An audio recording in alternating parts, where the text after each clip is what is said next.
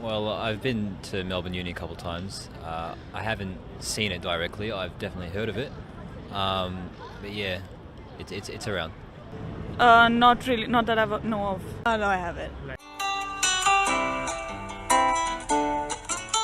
Again, not my friends directly, but I've heard stories of students who have been harassed in campus. No. No.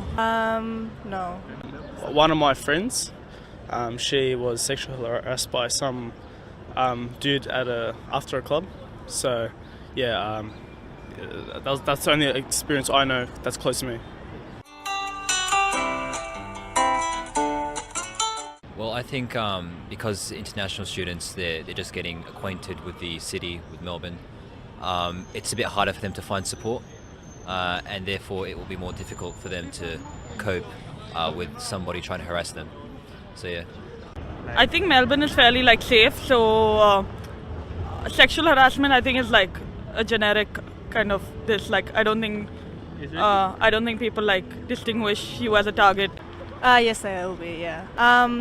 Part to do with if they can't really speak English that well, it is harder because for example, we have a lot of slang and maybe they won't be up to date with their stuff, so it's kind of hard to always be up to date with that, and as well as learning English as a second language.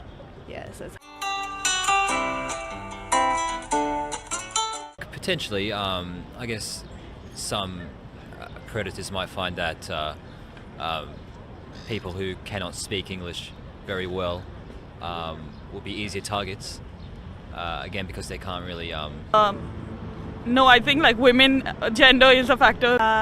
yes, today I think that mostly anyone from the European side, or maybe even darker skin colored Asians, not more so much of the Japanese, but they get looked down upon sometimes.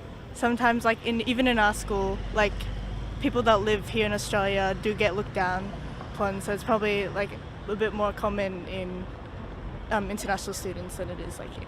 Yeah, I think because they're more vulnerable, because they don't understand, they're not entirely sure of the culture here, so they don't know exactly what's going on. So I think that's the only reason why they'll be more vulnerable to sexual harassment.